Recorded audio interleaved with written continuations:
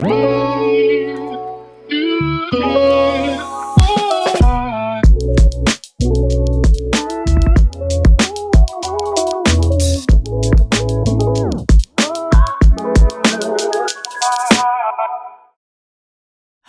and welcome to Real Menopause Talk. My guest today is Nadine Robinson.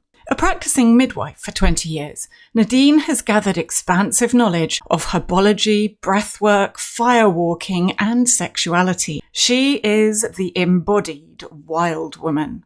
In this episode, we talk about how burnout was actually causing her perimenopausal symptoms and what she did to overcome them. We talk a lot about sex, how women's number one sexual need is to feel desired, how she loves the peri to post-menopause phase because it is life saying, stop messing around, how women change the world, and perhaps most importantly, how everything comes back to sex.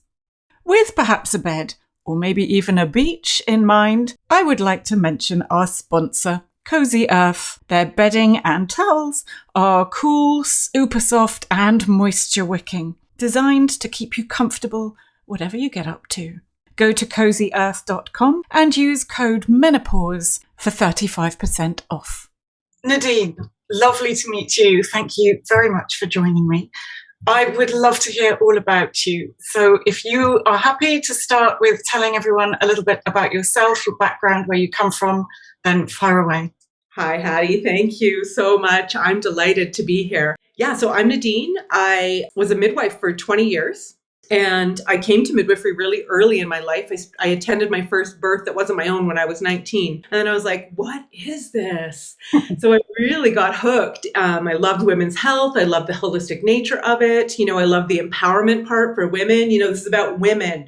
This isn't about the system. This isn't about, what somebody else wants to do. So it was a really fascinating journey. I have 4 daughters. And so, and that's been a journey as well. I had my first baby at 17, dropped out of high school. So no education, no schooling, so lots of cool places there as well that helped inform my practice, about single moms, about young moms, about, those kind of things. So yeah, so I'm married now. I have a beautiful husband. We've been together for almost 20 years. And, I burnt out of midwifery. Midwifery is such a hard job. It's filled with on call and the stress of, every time you get a page, you're thinking you're going to a birth. You don't know how long you'll be there. And, 9 times out of 10, they're perfect. And every once in a while, you're a little scared and you're like, ooh, do I have what it takes to manage and walk this path with women? But so I burnt out of midwifery and I got really, really sick. I was deeply, deeply sick. And I was having gastrointestinal issues. I was down to 120 pounds. I was very sick. And I thought, what the heck am I going to do? Midwifery and catching babies is not a transferable option. Like, I don't have a lot of other skills. I've dedicated my entire life. And then I realized, I had all these other sort of softer type of counseling skills, holistic health, tons of work around relationships. And of course, my entire career was teaching people about sex and their bodies. So I'm like, well, I think I might have some other things to do. So yeah. So where did you go from there? Where are you based for everybody who doesn't know yet? Well, I'm in Canada and I live in Calgary, which is close to Banff. Everybody knows where Banff is, it seems to be, if you know about Canada. So we're about an hour outside of the mountains. So it's beautiful where I live, cold, snowy, but we get beautiful summers. So that's where I live. And what happened is I just kind of started doing more of I would call it a healing practice.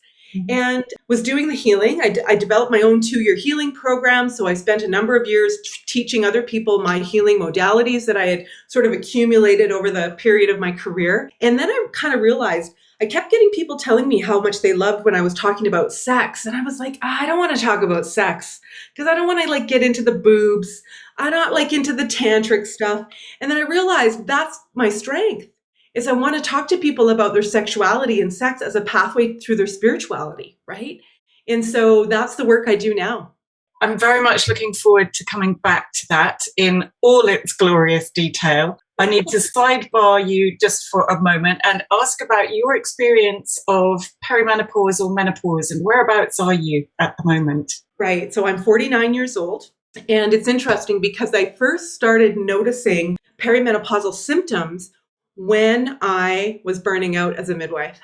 So I was in my late 30s and I started having horrific night sweats and brain fog and hormonal shifts all over the place. And my periods were crazy. And I thought, this isn't my experience of my body. When women talk about, soaking the bed, like you actually need to change the sheets, it was like, what is happening? And I was young, right? I was young. And so I thought, okay, I'm young for this, but that's okay. And so I realized at that time, I thought, oh, I'm actually really sick. This isn't actually because my body isn't working properly. My body's working as best it can, but I'm so unwell, in body and mind and spirit. I was deeply, deeply, deeply not well. And so when I dealt with the physical symptoms, not of perimenopause, but of the other symptoms I was having and was able to kind of heal and grieve from what I'd been experiencing as a midwife, that took me about 2 years. Guess what? All my symptoms went away. Wow, that's remarkable. I didn't have to do a thing. And of course, as a midwife, your philosophy is, in birth, if you look at how medical people approach birth, the joke is you can read the studies and in all the medical textbooks, which of course I had to read as part of my training. They always say that you only diagnose a normal birth retrospectively. And what that means is that you don't say birth is normal until the mom's delivered and the baby's born and everybody's healthy. Whereas midwifery, we look at women's bodies very differently. You're normal, you're designed to work, it's going to be perfect. And you have to prove that you're going to go outside of normal. And so I realized that was such a good lesson for me in going through perimenopause, because I thought, oh, okay, so we already have made women's bodies pathological instead of recognizing the normalcy of going through these changes. Mm-hmm. And so now, at 49, I have zero perimenopause symptoms. Zero. That's fantastic. You didn't need to do anything at all. Well, I did, but this is what we don't like to talk about, right? I needed to change my life. As a midwife in Canada, we make a lot of money. So I loved how much money I was making. I was addicted to the money. I also, felt a lot of pride and, also even say perhaps ego that I had dedicated 20 years. I was a well-known, well-loved midwife. I had, privileges at 5 hospitals. Midwifery is a beautiful calling. Something that I loved so much, I needed to give up the pride, the honor, the money, the idea that I was giving up 20 years of a career. And now what? I needed to clean up my emotional and mental landscape, right? That's what I had to do. My body was just going to be like, we got this. We're designed, our bodies are designed clinically. We know this for homeostasis and for wellness and health. Mm-hmm. But guess what? We eat fast food and we watch Netflix too long and we do things that we know aren't good for us. And then the body breaks down.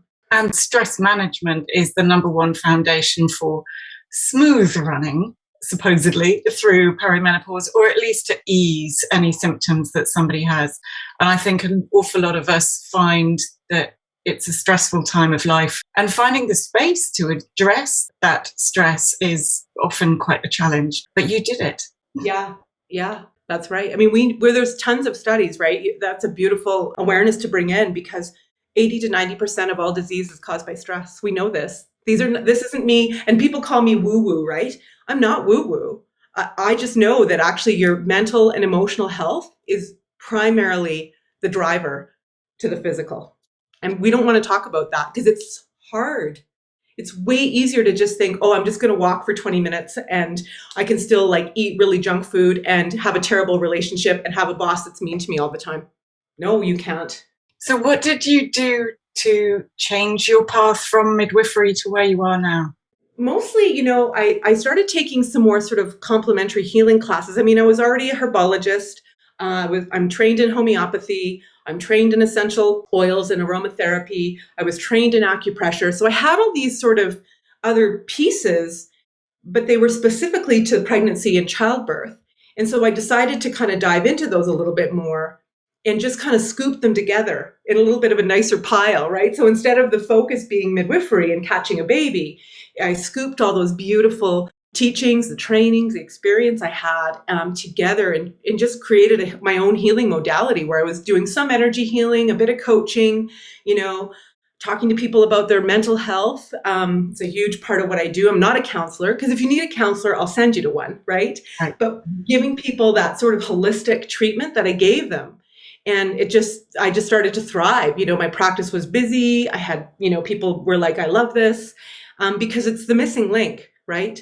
Is that holistic approach to, you're not just your blood pressure or you're not depression. These are labels that we give, but they're not really helpful, because that's not who we are, right? What do you see most often in the women that come to you? It's so funny that you asked me that, because really, I think that was part of the calling that I've been resisting for so long, because every single thing lands back at sex. There is a root, and I don't just mean the act of sex, our sexuality, the way our bodies work, the way we feel about our bodies, our experience of birth, our experience of infertility, our experience of our first PAP. There's so much there for women. And it didn't matter. Someone could come to me and say, oh, I'm really depressed and I'm working out for a long time and I want to holistically, and yeah, I'm seeing my psychologist, and yes, I'm on medication and I'm working with my doc, but I want to work with you. And 9 times out of 10, we'd end up somewhere. There was a sexual trespass, there was sexual abuse. I mean, these are the kind of, we all know this is normal for women. It's the unspoken. We all have the little look at each other. We're like, yeah, we know. So that became such a thread, and I realized it was an excluded thread. A lot of people weren't equipped to talk about that, but I am. So that's where we go. An awful lot of people aren't equipped to talk about it, partly because it's still a taboo, partly cultural backgrounds don't allow that kind of conversation. And I feel there's an awful lot of shame often wrapped around it, whether it is past abuse or an event or how you feel about yourself and your body. How do you go about addressing all of these issues? Well, that's actually the easy part, because when people work with me, there's one expert in the room, and it's not me, it's you. So I'm just a really good listener, and I ask good questions. And based on my experience of women's holistic health, mental health, relationships, how the body works, sexuality, navigating the medical system, it's easy. People are like sitting there and they're like, I've like worked with people for 10 years and I've never gotten this. And I'm like, I know, but that's part of my background as a midwife. And we always treated our clients holistically. We always treated them as sovereign. And so it's easy when you have that as a default. You're like, you have all the answers. Tell me the stories. And I have a pad of paper. I go through these, by a mile a minute, and I write down notes. And then I ask sort of some leading questions to dive into the spaces and help people put the puzzle together. I never know what's going to show up in any of my sessions, and I'm fine with that. I'm like, you can come in and we can be out of left field. And I'm like, great, bring this, because people know. People have the stories, they have the wisdom, they have the lived experience. What the family rules were, So you bring that in, and I'll just help you put it together in a way that's meaningful for you, so you can actually have meaningful, profound change. So profound and so deep for so many women, particularly at this time of life, because one of the conversations that comes up time and time again is zero libido, not even just low libido. And there's a disconnect between the sense of self and the physical sense of self. Often there's a lack of feeling attractive or feeling desperately lackluster and a bit of a shadow of your former self. These are things that seem to be on repeat. Is there anything that you would suggest that would work for most? Yes. I love your question. I love it. So for most women, I feel like energetically and emotionally or spiritually, and again, spiritually doesn't mean anything to me other than why do you get up in the morning and what gives your life meaning? That's up to you. But to me, I always think whatever the symptom that's showing up for women, the answer lies in how are you being betrayed in that space? And that's what happens to women. We know that we're fat, old, and ugly. And if that's actually how you're being treated in your relationship, how are you going to be feeling sexy? And so this isn't a simple and straightforward issue. I mean, there can be some clinical pieces and pictures that need to be included. Sometimes there's some actual functionality realities that people need help with, dry vaginas, these kind of things. I mean, this is in the field. But the truth is that every woman who I've met who has told me they've had a libido issue, in this phase of their life because they weren't having satisfying sex. They didn't feel loved and desired. What do we know by the research? Most women's number one sexual need is to feel desired. But if we're just Googling the 20-year-old swimsuit model with a perfect body, and I use that term really loosely, we know that we're ugly and not desirable. And so that's a really simple, it sounds like a simple solution, but it's deeply complex and individual for each of us. But I'm telling you, why would you want to have sex if you felt ugly and you're worried about your floppy boobs falling in your pits? Right? No one wants to be vulnerable like that. Are you having good orgasms? Are you having orgasms every time? Who's focusing on pleasure? Whose pleasure takes priority? What does pleasure mean to you? I mean, these are the kind of questions that you want to go in with women. And they already have the answers, I'm telling you. And so, and if a woman says, no, we were having great sex and I was having good orgasms, then I would go into some of the body image issues. And sadly, this is often the time in our lives because we're done with children. Children are raised and we're secure in our careers. So guess what's showing up here? Oftentimes memories of abuse. Right. Yeah. Which can never be underplayed. And it could be that your grandpa looked at your boobs through your t-shirt, and that's enough. We don't need to go into some horrific story. There can be a history of sexual trespass that we were told to minimize, or perhaps was normal, and we realized that actually deeply harmed us. It is such a mental game for women, sex. Not to say that it isn't for men, but for women, it is as much as it is the physical. So if you've got some kind of block, even if you can't recognize it, then yep, that is clearly the place to begin. That's a lot of work. It's a lot of work, but it becomes less work when we make it okay, and we don't, because women will often come in and say to me, oh, well, I was never raped. And I'm like, oh, well, it doesn't matter. You could have been whistled at while you were walking down the street and felt really unsafe. And that can be enough. And that shows up this late in life, even if you've been fine up until this time? 1,000%. The reason I love perimenopause and menopause is because your life is saying to you, stop messing around. We are no longer allowed to compromise. And what do women do? We put everyone else first all the time. Growing up, we know we have to center the needs of our brothers or our dads, right? Then there's the teachers, and then you got to be nice to get along. So women are constantly told to put others' needs first. And then we're rewarded, right? You're such a great mom. You're such a great teacher. You're such a great nurse. We reward women for their sacrifice. And that's what makes a virtuous woman. And so when we hit perimenopause and menopause, that's life's way of saying to you, stop messing around. You have no more time. This is it. You're on the other side. You're on the short half of your life. This is what I always tell myself, right? I'm on the short half of my life at 49. What are you going to do about that, right? And again, this is often when women really have the time to just look at themselves. They have the time, the money, and the permission. Where should they start? If they're listening to you now, obviously book to see you, or even better, pack a bag, come and visit. But where should they start if they're just sitting at home listening or going for a walk listening? The easiest place for them to start. Do not, I beg people, do not go into your deepest, darkest wound and start unpacking there. You are not required to dive deep. If you think, what would make me feel better is I think if I just walked 10 minutes every day, just do that. That's good enough. Because again, what's the other theme of women? Not good enough, right? So that we start easy. We look for wins, that we can start at that nice light, I want to get better sleep. Okay, I'm not going to drink alcohol. Maybe that's one solution for you. Maybe it's you stop drinking coffee or tea after noon. It doesn't matter what it is. You already know something that's wiggling in your mind and saying to you, I think I might need to shift something here. So we don't make ourselves wrong. We don't make ourselves bad. We just say, hey, let's have a quick little thing here. This is a real quick, easy win. I'm just going to start there. That's the easiest way to start to shift and heal. Find the wins. Go for them, small, and accept that they are a win. Because again, I think a common theme is very much that, so I went for a walk for 5 minutes, big deal, that's not a win. Yeah.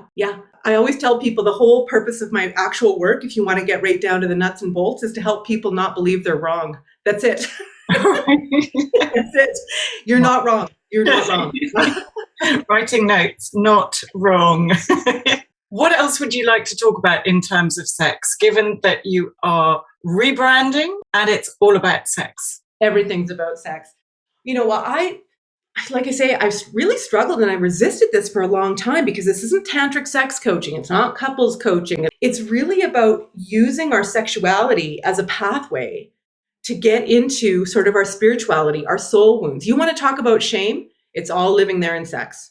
You want to talk about how somebody feels about their body? Sex. People's experience of their sexuality tells you exactly where there are places that there's wounding or harm. And so it's been a really fun thing, because I think when I start to explain it to people, they're like, they can start to see those connections, right? If you look at, somebody like Jeff Bezos, he hoards money, right? That's a sexual wounding, right? He's got this idea what an alpha male needs to look like. And I don't mean his sexuality, I just mean about the rules about being a good man. You got to be rich. You got to have a young gal on your arm, and the more money, the better, right?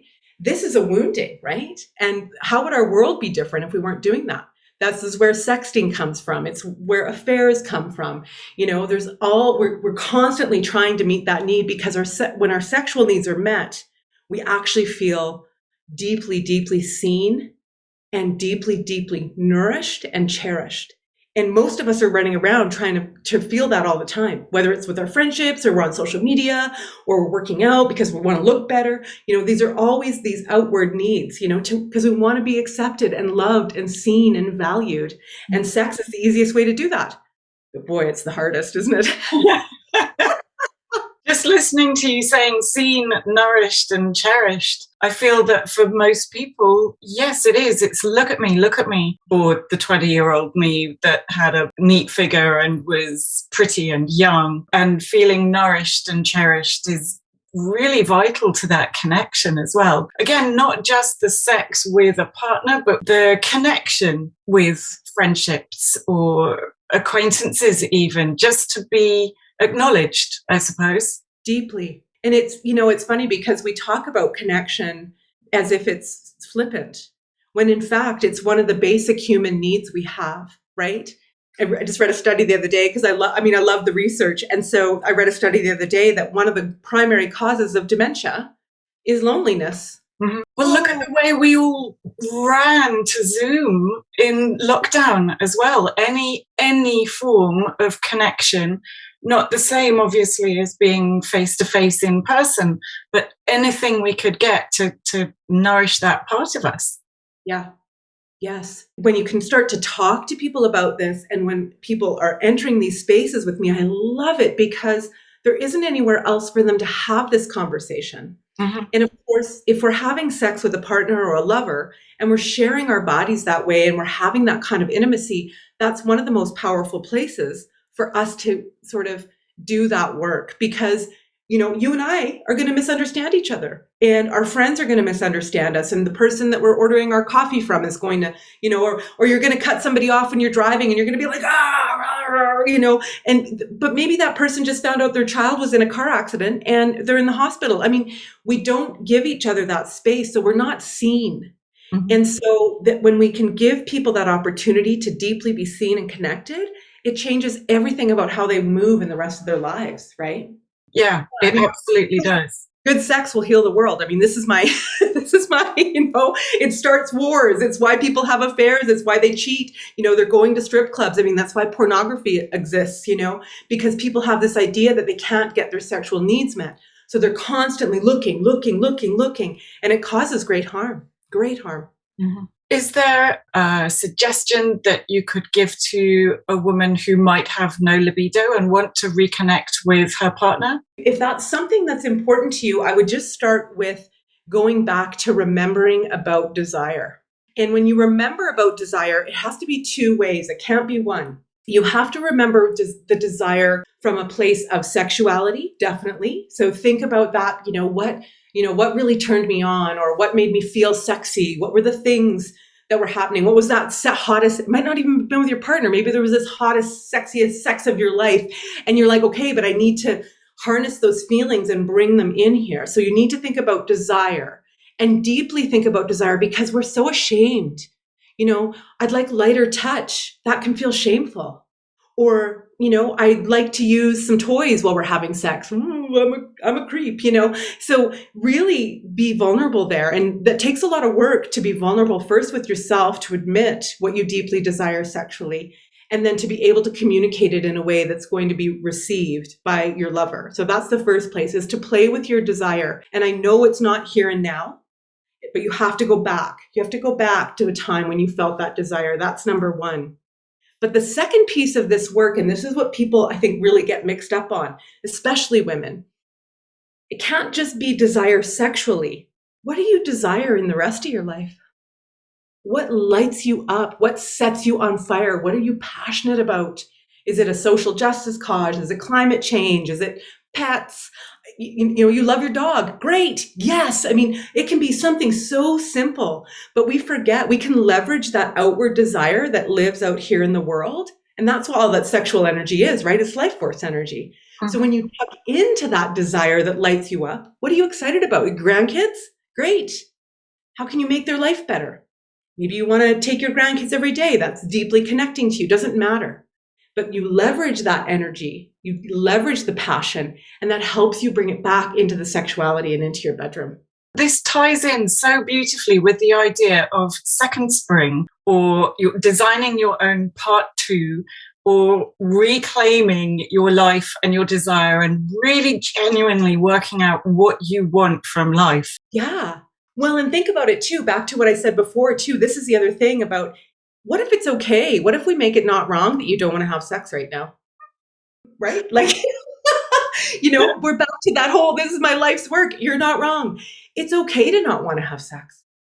Ooh, women aren't allowed to do that though, right? Because women exist for men's sexual pleasure. Mm-hmm. This is the narrative. Well, maybe not. This is what we're changing. This is what, and women of this age who are in perimenopause and menopausal women, I mean, we are the most powerful women in the world. We're smart. We have money. We are incredibly educated.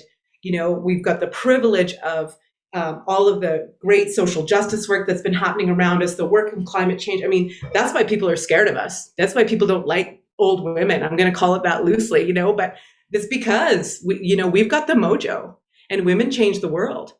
And when we get together, then things happen. There was a lovely piece in the paper, it's all over Instagram, or certainly in my menopause little bubble, about a group of very powerful, very influential women over here who are changing the face of menopause in Parliament and hopefully throughout the country. And the intention is throughout the world.